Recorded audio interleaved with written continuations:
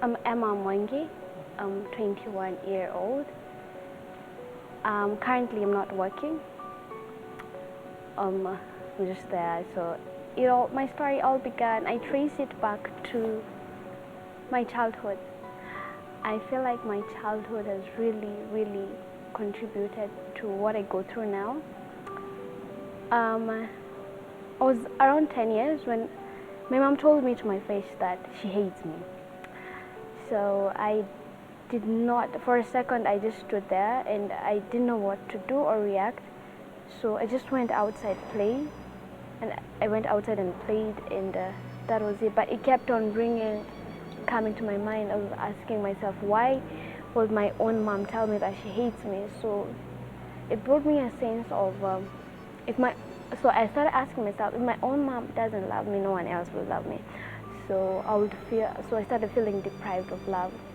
I never felt loved from my mom. I never felt any love from my friends and all that. And that escalated to even when I was in primary school and high school. I always felt unwanted. I've always felt like no one really cares about me. I've always felt alone. So I remember in high school, it's when it all got worse after my dad passed, and that was my first time when I tried suicide attempt. So I took a knife and started like cutting my wrist. But my sister came in and found me, and my sister was like, "What are you doing?" So she's young, so I had to like fix something up. But she's not stupid. She could see I was doing something wrong. So that was that. And then but I kept on feeling like I don't belong in this world, like I have to go. So it all started with me feeling not wanting to get out of bed, not wanting to do anything. And I kept telling my high school mates that my soul is tired and I'm constantly feeling really, really tired and I cannot understand. So in high school, my suicidal thoughts got worse. So that is when I started overdosing a lot of time. Mostly painkillers, but there are also some medicines I never knew what they were all about. But all I would get after is severe headache and shivering. Like I would really, really shiver and a crazy headache. So that continued and it never did me. And so I started cutting myself. And I would admit that internet really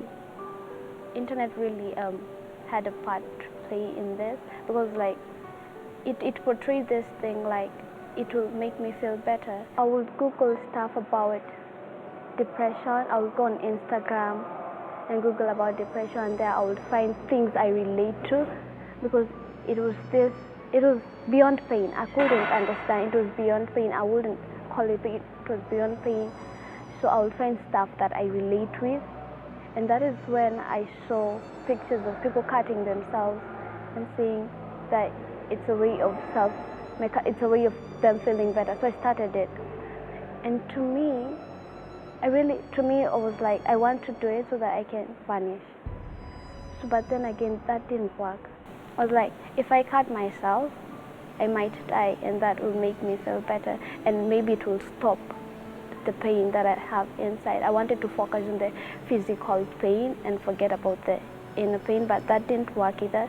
So anytime I would feel bad, even when I was at work, I would excuse myself and go cut myself. Then that will get people talking about it, and that made me really uncomfortable. In fact, when I was working, I never used to remove my sweater, because one, if my mom saw it, I would get in trouble. But she did see it once, and also my friends, they saw it, and this made me lose friends, a lot of them. And also they were like, I'm joining a cult. Yeah, because that is also what my mom told me, like I'm joining a cult by cutting myself. But I didn't know how to express myself.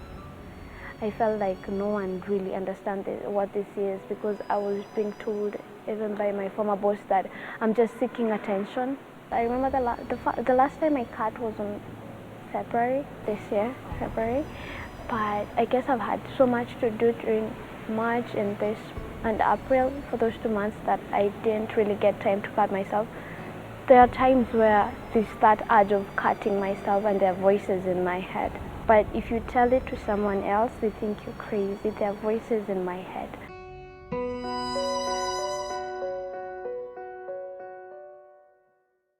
The number of suicides reported in Kenya have risen to an astonishing 58% between 2008 and 2017, with 421 cases being reported in 2018, 330 of which involved men. Now, this is according to the Kenya National Bureau of Statistics. Now, when we look at the World Population Review, Kenya has been positioned 114 among 175 countries with the highest rates of suicide. Now, this accounts for about 6.5 cases for every 100,000 people. Now, suicide is one of the major leading causes of death among the youth between the ages of 15 to 29, and suicide has been linked to depression. Kenya has been ranked 6th with the highest number of depression cases among African countries by the World Health Organization. When we look at the recent media reportings on suicide and homicide, it is clear that we need open dialogue on mental health. Mental health illness, like breaking a hand, like cutting yourself, will need care, treatment, and your attention. Our society has a lot of skepticism and a lot of stigma surrounds mental health. Join me on the Psyche Zone, where we talk all matters of mental wellness. I am Cynthia Warimo. I am joined here by Emmah and George Butunoi, who is a counselor with BefriendersKe, as well as Kendi Ashitiva, who is a clinical psychologist, co-founder of Psyche Zone. Thank you so much for being here. Thank you. Now, Emmah, back to you. The first time you had suicidal thoughts, you mentioned you were 10 years old. That is when it started. That is how far back you can trace it. When mom said, "I don't love you." She had reason, or was it just sudden? Was it she was stressed, or you had done something and she came out and told you, "I don't love you"? There was a reason behind it. Yes. Okay. But you're not so comfortable Yes, sharing. yes. You don't have to. No worries about that. So when you were 10 years old and you went out to play and your mom had just told you, "I don't love you," were you really able to play, or you just sat there, or what exactly was going through your mind? Well, at that moment, what was going through my mind was my dad. I was like, my dad loves me, so that's okay. But I still questioned why my mom would tell me such a thing. Okay, are you an only child? No. Do you have, how many siblings do you have? I've got 5 siblings. And where do you fall? I'm the first one. Oh, you're the first Yes. one. Wow. And you mentioned you're 21 years old. Yes. Do you think that maybe the pressure of being a firstborn is maybe what mom couldn't handle, and she said, "I love you" and "I don't love you"? Well, not exactly. Not exactly. Yeah. Okay, thank you so much. George, how do you feel about relationships at that tender age? You're 10 years old, you're very impressionable, and then your parent tells you, "I don't love you." How do you handle that? Thank you very much for inviting me today. It's important that we listen to people like Emmah, and I just wanted to celebrate her courage for coming here and talking about her circumstances, which is, I appreciate that. It's admirable. The tender age at 10 is a vulnerable age, especially when you don't receive the nurturing and love that any child should receive from your parents, especially. And at that tender age, when you need all the love you can, and if you don't get that, it's very likely that it will affect you for the longer term, I'm afraid, Kendi, she said she was 10 years old, and you have a hotline over here, a counseling helpline. Have you received young callers? Absolutely. And just to reiterate what George was saying, you see, home is the first school of life. Home is where I get my identity. Home is where I get to know who I am, what I'm worth, what my value is. Anyone can call you stupid, but when your mother or your father call you stupid, it hits a very, very sore nerve, especially for a child. And I don't blame her for remembering it as vividly as she remembers it. There are things my mom told me when I'm young, and I remember them to this day, whether good or bad. Because at that age, we form our identity from our parents. And that's why we tell men, if you want to love your kids, love their mother. The younger the children are, the more they see themselves through their mother. You cannot tell a child you love them if you don't love their mother. It doesn't work like that. You can't beat mommy and say you love me. It doesn't work like that. When we are young, our first identity, our first source of psychological safety is our mothers. Yeah, that's why a mommy can slap you and you still go back to her. Because she was your nurturer. She gave you your first meal. She's the one who bathed you and clothed you and touched you and massaged you when she was bathing you. Mommy is everything. So that voice that told her, I don't love you, shattered her identity, shattered who she feels. And to your second question, have we had callers who are young? Yes. Yes, we once had a caller who was 5 years old. Asked the mother, and I won't say too much because it's a private and confidential call, but it's the mother's phone that he used to call. But he was the client. The mother just said, I don't know, he says he wants to talk to someone. And so the mother gave him the phone, and then he spoke to one of our counselors at the call center. Does also this mean that I can provide everything for you as a parent and still? Well, that in, of course, parents could provide for our physical needs, you know, but if they don't top it up with the emotional needs, then of course it's problematic. It's problematic, and children will suffer. And then we have, these days in Kenya, we see a lot of young people killing themselves in schools or universities, and many of these issues become apparent now, you know, when there's lack of communication and lack of closeness between the parents and the children. Of course, the children will be less inclined to talk to their parents about their issues, and they tend to suffer in silence. And of course, sometimes, unfortunately, they end up taking their own lives. So in short, you're saying that parents should allow a platform in the family where they can come out and, you know, speak about the problems. Usually, adults don't want to look like they have issues, especially in front of their kids. They want to come out as strong. So they may not even discuss when they have issues, which may, you know, mislead you as a child that you cannot have problems at a certain age. So when you get to that age and you have problems, then you feel then you're not normal. That it was, you never saw people experiencing it. It was maybe discussed, hushed in bedrooms, but really there was no discussion. So how do you come out now and talk when really it's not something that you experienced? True. Maybe they looking at the strength from a wrong angle. Maybe a strong parent is the one who's able to recognize and accept that they may go through difficult times. And then you don't have to tell the children everything about the problems, but you could explain to the level they can understand, and it doesn't affect them, that there are some issues that they're dealing with, you know. But to put a brave face and then give the false impression, it's not healthy. Yeah. Thank you so much. When we come back, we will pick it up from there. This is the Psyche Zone.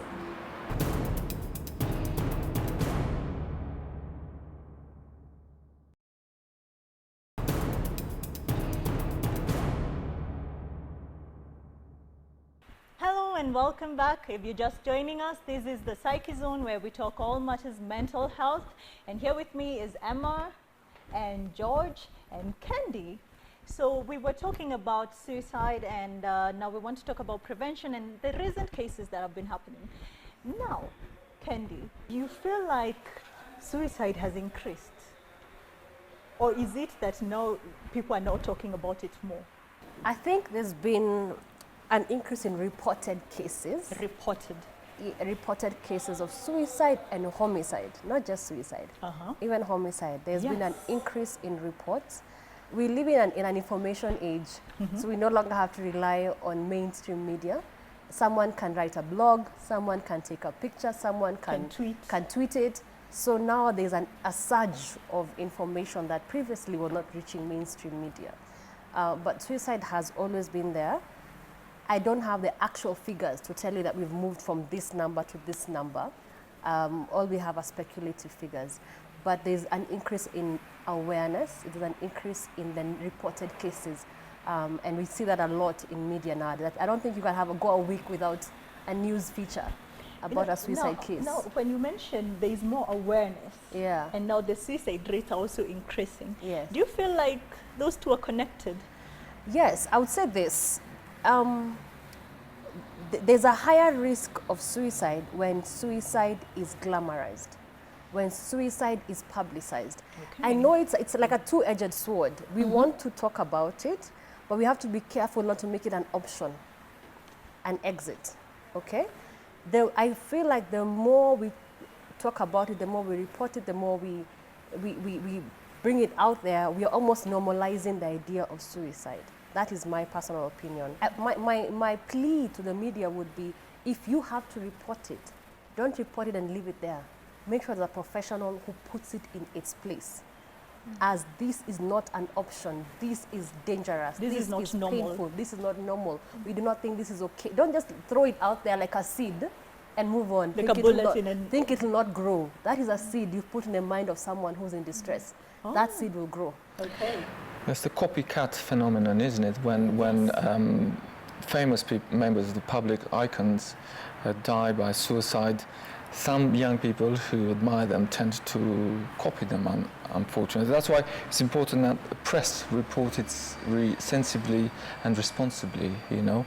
And what I notice in newspapers, like serious newspaper in the UK, for example, after each article where they talk about suicide or death by suicide, there is a link underneath at the end of the article sending people for more information if they feel like that, if they feel like they want to die, they feel very sad, they can contact the Samaritans, for example, or other organization that can provide free counseling or a helpline, you know.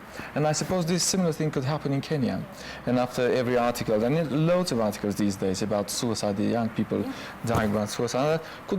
They could put the details of organization that provide support for prevention of suicide or for depression or counseling or listening services or therapy, you know. That makes a lot of sense, because that is actually how I heard about Befrienders Kenya. Some of these cases, there was love, someone unrequited love. What do you have to say about that? I think it's hard to tell. You see, this is what I like to say about suicide. Suicide is someone has reached their wit's end. That thing may be the thing that broke the camel's back, but this person has been unwell for a long time. For a long time. Yes.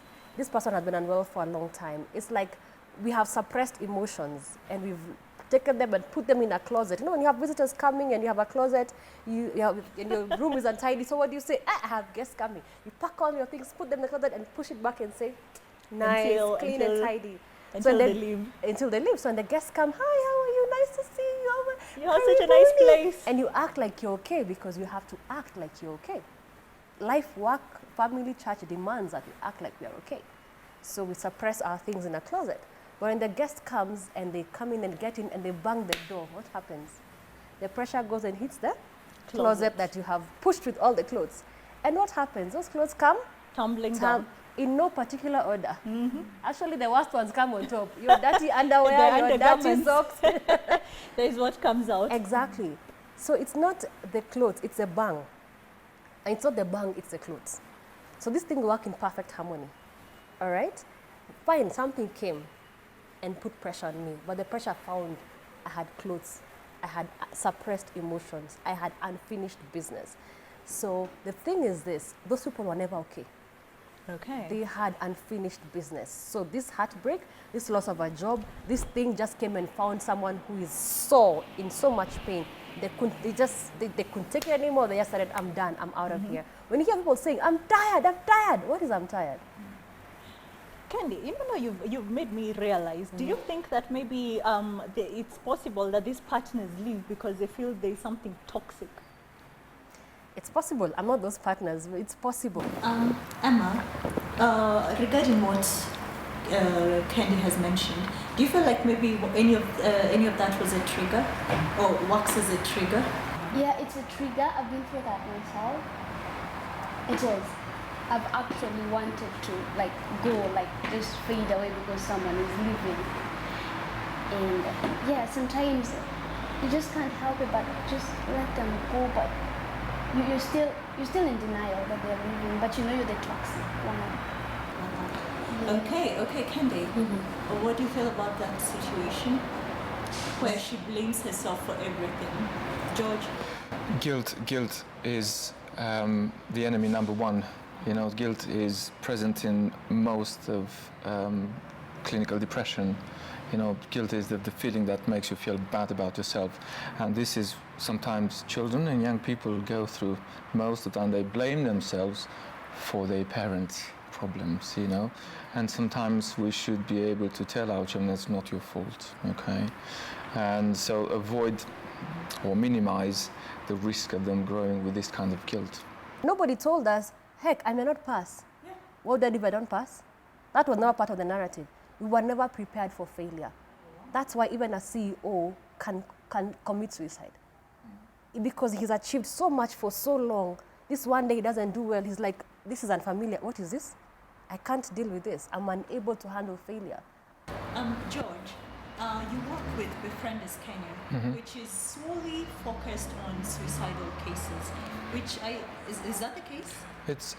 I mean, the main aim of BefriendersKe is to prevent suicide and to raise awareness of the suicide and the fact that the suicide is preventable.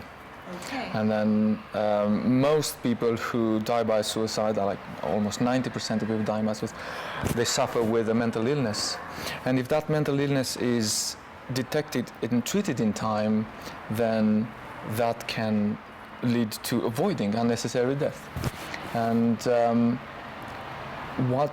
what strikes me is that when young people like Emmah here needs support or looks for support, she doesn't really get it. And then I suppose one of the reasons is that unfortunately in Kenya the number of medical professionals, the psychiatrists, is fairly limited. And it's just over 100 psychiatrists for a population over 40 million, isn't it? So I'm not sure what's the number of the psychologists. I think the psychologists, the professionals, it's higher in number, but that's one of the causes, I suppose. I agree that, you know, especially men, even in my own family, I would ask sometimes my husband, after we've had an issue as man and wife, and I'd ask him, so did you talk after we've resolved it, ask him, so did you talk to someone about it? He's like, no. Tell him, what? This whole time we've been having the amazing, you haven't told anybody. He's like, no. Meanwhile, I've told my closest friends. I know what you're saying, a support system, number one, number two, number three. But there are people without number one, or even number three. They feel that alone. And where do they go? A counselor. A counselor. If you look around your life and you cannot identify a number one person, a counselor is trained to do it. They are wired to do it. There's nothing we have not had as professionals. Okay? You can start with the counselor, and over time the counselor will help you develop a social support system, because the counselor cannot be your friend, they're your therapist, but over time they'll help you develop a support system. It could be even a support group they can help you join. You're not the only person who's going through what you're going through. You'd be shocked. Suicide among young people. I mean, if you held hands with Rich Mombasa, right? So they can help you get a support system, even if it means strangers going through the thing you're going through. And you meet them once a week and you feel normal among them. That can be done. Okay. Emmah, according to that, do you feel like you have a support system? You tell people and they brush it off and you have no one. Do you have someone? I used to have someone, but not anymore. And even those who are there, I can feel they're getting tired. They don't talk to me anymore because I'm always the friend with problems. So they don't open up. So right now you do not have a support system that you would call friends? I only have one person that I tell my stuff to, but not everything. And she's not even around. So like a number two, not a number one? Yeah, like more of a number two. More of a number two. Yeah. Kendi, let's look at our culture. Come to Kenya, go to the village. Back in the day, what would happen if you died out of suicide? What would happen traditionally? Traditionally, what our forefathers derived as a way of discouraging suicide, because they don't understand mental health. So they discourage suicide by really punishing the person who committed suicide, even if they are gone, and by punishing the family, by ostracizing them. So for instance, in some communities, you're buried at night. Yeah. Nobody comes to At the night. funeral, they bury at night. Yet in our culture, burials are a way of honoring the dead. So it's a way of saying, we won't even honor you when you're gone, we'll be buried alone. So you just some- thrown in the bushes. You're buried, but at night. Okay. Sometimes, some communities you're buried facing a certain direction. Some communities you're buried by drunkards, people who are drunk. So they use that to discourage suicide because they did not understand suicide. Okay. I think also that even the idea of making suicide a crime, while the people who did that had their reasons, I think what we need to understand is we are not criminalizing suffering. Suffering is not a crime. It's not illegal to suffer pain. What we are saying is a crime is taking your own life. Why? Because the way we understand it is you don't belong to yourself. You belong to us. Africans are communal in nature. So we feel you cannot take your life because it affects us. Okay? That is how we understand our way. That's our shared meaning, because culture is shared meaning. So in our culture, when you commit suicide, we believe you have brought a curse upon the entire family. Okay. That's how we believe in Africa. Okay? And that's why they would punish the entire family. They would say, that family, don't marry to that family. Those ones commit suicide. Is it a good thing? Absolutely not. It is wrong to criminalize suffering. But we also must be careful not to encourage suicide as a way of getting out of a difficult situation. All right? Can this policy or law be changed? We can talk about it with the legal people. But at the end of the day, suicide does more harm to our community and our society and our nation at large than it does good. Because you plunge the entire family into such severe pain. Kendi, thank you so much for being here. George as well. Emmah, thank you for your courage and for your story. I'm grateful for your time as well. This is the Psyche Zone.